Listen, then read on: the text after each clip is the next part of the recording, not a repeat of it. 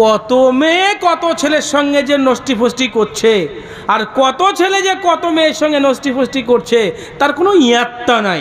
কথা বুঝতে পারলেন না? আগে তো কোনো রকম ব্যবস্থা ছিল চিঠির মাধ্যম। কথা বুঝলেন না? কোথায় দেখা হবে, কি করে চিঠি দেব, কেউ দেখে ফেলবে না কি করবে, অনেক কৌশল অবলম্বন করে তাদের এই সমস্ত নোংরামি চলতো। কিন্তু এখন আর ওসব দরকার হয় না।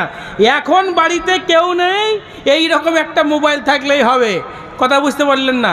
ঘরের ভিতরে শুধু একটু আঙুলের ইশারা, এরকম করে আঙুলের ইশারা করলে চলে গেছে খবর, টুক টাক।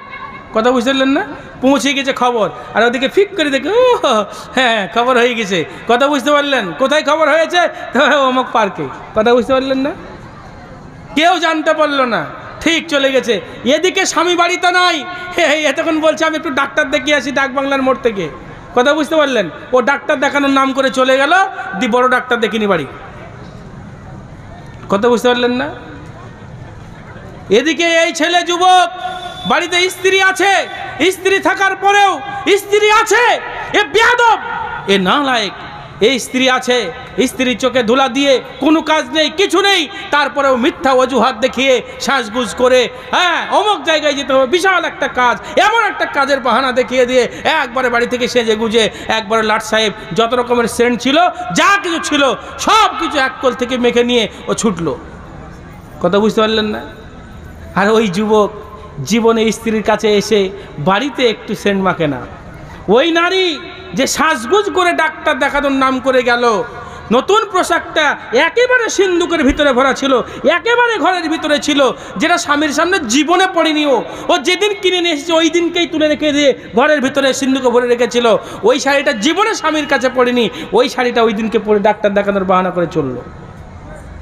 কথা কি ভুল বলছি? বাড়িতে স্বামী যখন আসে তখন মেয়েরা খুব দুর্বলতা এই জায়গাটাই। স্বামী যখন বাড়িতে আসে তখন নোংরা পোশাকে, কালো ইঁদুটি পিদুটি বলে না, ছিঁড়া, এই ধরনের পোশাকগুলো বাড়িতে পরে থাকে, আর শরীর দিয়ে দুর্গন্ধ বার হয়, ওইগুলো পরে থাকে।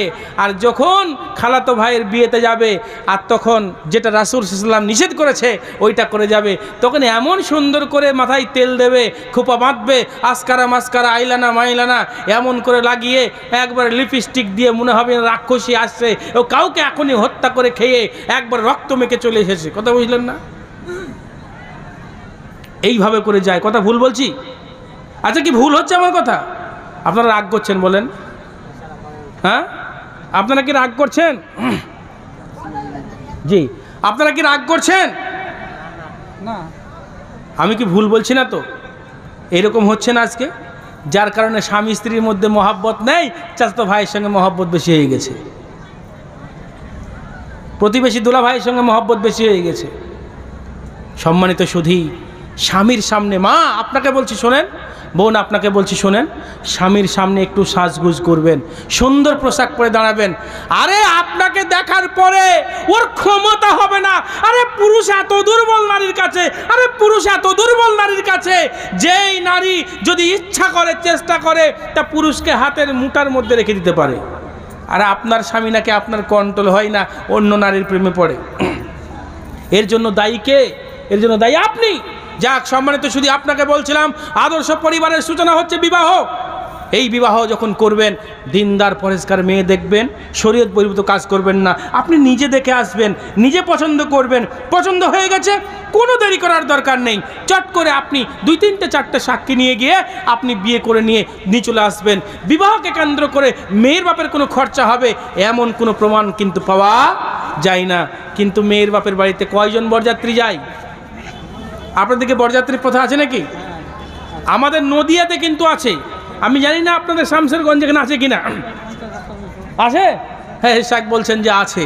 কথা বুঝলেন? ঝাড়খণ্ডের পাশের মানুষ আপনারা, হ্যাঁ, বিহারের পাশের মানুষ আপনারা, তো আপনাদের দিকেও আছে। মানে আমাদের দিকে মনে করছিলাম যে শয়তান ওইখানেই প্রোডাক্ট পাঠিয়েছে, তো আপনাদের দিকেও শয়তান প্রোডাক্ট পাঠিয়ে দিয়েছে। আমার জি বুঝতে পেরেছি, আপনাদের দিকে মানে চলে এসেছে শয়তানের প্রোডাক্ট। আমাদের দিকে যখন বিবাহ ঠিক হয় তো এইভাবেই 100, 200, 150 হ্যাঁ বরযাত্রী। আমি কিন্তু এদের বরযাত্রী বলি না, আমি বলি এদের বদযাত্রী। কি বলি? বদযাত্রী। মেয়ের বাড়িতে খেতে যাবে কেন? তুমি পুরুষ, তোমার যদি ক্ষমতা থাকে তুমি মেয়েটাকে নিয়ে এসো। রাসূল ইসলাম বলছেন আউলি ওয়ালা বিশাতিন, যদি তোমার ক্ষমতা থাকে তাহলে একটা ছাগল হলেও, একটা ছাগলের বাচ্চা হলেও জবাই করো, জবাই করে তুমি অলিমা করো, তোমার বাড়িতে খাও। কত মুরাদ আছে, তুমি খাওয়াও না তোমার বাড়িতে, পরের বাড়ি খাওয়ানোর লেগে তুমি এত ব্যস্ত কেন? কথা বুঝতে পারলেন না? তো যাক সম্মানিত সুধী, একটু লক্ষ্য করেন, শরীয়ত বহির্ভূত কাজ করবেন না। শোনেন, শেষ কথা দু চারটে আছে যেটা আপনি না শুনে গেলে আপনি অসম্পূর্ণ বক্তব্য নিয়ে যাবেন। আপনাকে চট করে বলে দিই, বিবাহ কোন পন্থায় করবেন এবং বিবাহ করার পরে আপনি কি করবেন, কিভাবে আপনি সংসারে গেলে আপনার পরিবারটা আদর্শ হবে, আপনার সন্তানটা আদর্শ সন্তান হবে, ওটা আপনি শুনে তবে বাড়ি যাবেন। কারণ যদি এটা আপনি শুনে বাড়ি না যান তাহলে যুবক আপনি একটু লক্ষ্য করেন ভাই, হে আমার বাবা জীবন, আপনি একটু লক্ষ্য করেন, আপনার পরিবার কিন্তু আদর্শ হবে না। আজকে দেখেন, আজকে যে সমস্ত আমার আব্বাজান বয়স্করা আপনারা বলছেন যে আমাদের সন্তান আমাদেরকে দেখে না, ভালোবাসে না, আমাদেরকে দুঃখ দেয়, আমাদেরকে কষ্ট দেয়। দুঃখ কষ্ট তো দেবে বাবা, দুঃখ কষ্ট তো দেবে, কেন দেবে না? আপনাকে আরেকটা উদাহরণ চট করে 30 সেকেন্ডে দিই। আপনার কোনো কোনো সময় এই পিঠের দিকে চুলকানি ওঠে না, হয় না? অনেক সময় চুলকানি বুঝেন তো, হ্যাঁ, ঘামচি হয় বা কিছু হয়, চুলকানি হয়, তখন এইরকম করে হাত দিয়ে এইরকম করে দিয়ে অনেক সময় হাতটা নাগালতে পাওয়া যায় না, যায়, তখন কাউকে বলা হয় ভাই একটু চুলকিয়ে দে তো, বা স্ত্রীকে বললেন একটু চুলকিয়ে দাও তো। কথা বুঝলেন না? তো স্ত্রী যখন চুলকাতে গেছে, কেউ যখন চুলকাতে গেছে, তো চুলকাতে গিয়ে এদিকে নয়, এদিকে নয়, এদিকে নয়, এরকম করেন না? আরেকটু এদিকে, আরেকটু এদিকে, এদিকে আগে পিছিয়ে, এরকম হয় কি হয় না? মানে ঠিক যতক্ষণ না পড়ে শান্তি হয়, শান্তি হয় না। কিন্তু নিজে হাতে যদি ঠিক মতো জায়গায় দেওয়া যায়, শান্তি হবে না? ওহ কি শান্তি, মানে শুধুই চুলকায়। কথা বুঝলেন না? বাপ, আপনার যে ছেলে আপনাকে দেখছে না, আপনার যে মেয়ে আপনাকে দেখছে না, তো আপনি নিজে হাতে চুলকানিটা করতে পারেননি, পরের হাতে চুলকানি করতে দিয়েছেন। ব্যাপারটা বুঝতে পারেননি, একটু বুঝিয়ে দিতে হবে। কথা বুঝতে পারলেন না?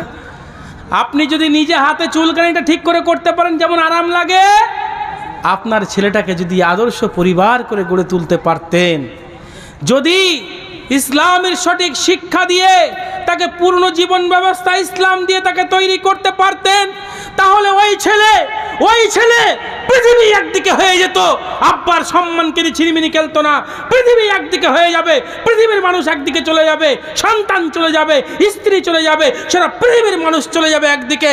কিন্তু সে আল্লাহর নাফরমানি করে বাপের সঙ্গে নাফরমানি করতো না, বাপকে কষ্ট দিত না, মাকে কষ্ট দিত না, মাকে দুঃখ দিত না, কোন মাকে কষ্ট দিত না, দুঃখ দিত না। যুবক, তুমি কোন মাকে কষ্ট দাও, দুঃখ দাও জানো? যুবক, তুমি শুনে রেখো, ও আমার বাবা জীবন, আপনিও শুনুন। আজকে যুবক, তুমি যাকে কষ্ট দাও, তোমার বাপের ভুল আছে আমি জানি, তোমার মায়ের ভুল আছে আমি জানি, তোমার মা ভুল করেছে, তোমার মা অন্যায় করেছে, তোমার বাপ ভুল করেছে, তোমার মা অন্যায় করেছে, যে অন্যায়ের ফল আজকে তাকে ভোগ করতে হচ্ছে। তোমাকে আদর্শ সন্তান করে গড়ে তুলতে পারেনি, কিন্তু জানো যুবক, তোমাকে মানুষ করার জন্য তোমার আব্বা কি পরিশ্রম করেছিল তুমি জানো? যুবক, তোমার মা তোমাকে মানুষ করার জন্য কি কষ্ট করেছিল জানো? যুবক, তোমার মা কি অপরাধ করেছিল তোমার কাছে জানো? যুবক, তোমার মা কি অপরাধ করেছে? তোমার মা এই অপরাধটা করেছিল সেদিনকে তোমার মা নতুন যখন বিবাহ করেছিল, তার সতীত্ব ছিল অক্ষুণ্ণ, তার সতীত্বে কোনো কলঙ্কের দাগ ছিল না। সেদিন তোমাকে জন্ম দেওয়ার জন্য, তোমার আব্বাকে খুশি করার জন্য সেদিন তার সতীত্বকে ছিন্ন বিচ্ছিন্ন করেছিল, কষ্ট অনুভব করেছিল। তারপরেও সেদিনকে কিন্তু সে কষ্টটাকে কষ্ট মনে করেনি, সেদিন সে ধৈর্য ধারণ করেছিল, শুধু কেবলমাত্র তোমার মতো একটা সন্তানের মুখ দেখার জন্য, মা ডাকটা শোনার জন্য, তোমার কাছে সেবা পাওয়ার জন্য। জানো যুবক, জীবনে কোনোদিন তোমার মা তোমার মায়ের পেটটা কাউকে দেখায়নি। সেদিন তোমার মা তোমাকে জন্ম দেওয়ার জন্য কি করেছিল জানো? সেদিন হসপিটালের বেডে তোমার মায়ের ওই কোমল নরম পেটটা যে কেউ কোনোদিন দেখেনি, ওই পেটটা সেদিনকে তোমাকে জন্ম দেওয়ার জন্য উলঙ্গ হয়ে, পেট তো দূরের কথা, সেদিনকে লজ্জা স্থান পর্যন্ত হাবড়ু করে ডাক্তারের সামনে তোমার মাকে উলঙ্গ অবস্থায় পড়ে থাকতে হয়েছিল। কেন জানো যুবক? তোমাকে জন্ম দেওয়ার জন্য। যুবক শোনো, ওদিনকে ওই অবস্থায় পড়ে থাকার পরেও, যেদিন তোমার মা ওই অবস্থায় পড়ে থাকার পরেও তোমাকে জন্ম দেওয়ার জন্য সক্ষম হচ্ছিল না, যেদিনকে তোমার মা তোমাকে জন্ম দিতে পারছো না, যেন যুবক তোমার মা সেদিন কি করেছিল, যেদিন তোমার মা একটা ইঞ্জেকশনের সূচ গ্রহণ করার মতো তার ক্ষমতা ছিল না, সেদিনকে তোমার মা যে ইঞ্জেকশনের একটা সূচ যেদিনকে তোমার মা ফোটাতে পারতো না, ইঞ্জেকশনের একটা সূচ দেখলেও তোমার মা ভয় পেত, কষ্ট পেত, জীবনে কোনো দিন একটা সূচ দিয়ে সে ইঞ্জেকশন করেনি, কারণ সে কষ্ট অনুভব করত। কিন্তু তোমাকে জন্ম দিতে গিয়ে যেদিন সে জন্ম দিতে পারে নাই, সেদিনকে তোমার মা, তোমার মায়ের এই পেটটা, যে নরম পেটটা জীবনে কাউকে দেখায়নি, যে মেয়েটা একটা সূচের ইঞ্জেকশন নেয়নি, ওই দিন ধারালো অস্ত্রের মাধ্যমে তার পেটের 7-7টা পর্দাকে কেটে খণ্ড খণ্ড করে তোমাকে সেদিনকে এই দুনিয়ার বাহির করার জন্য, দুনিয়াতে নিয়ে আসার জন্য, আলো বাতাস দেখানোর জন্য সেদিন তোমার মা রক্তে রক্তাক্ত হয়ে সেদিন মা তোমার পড়েছিল যেন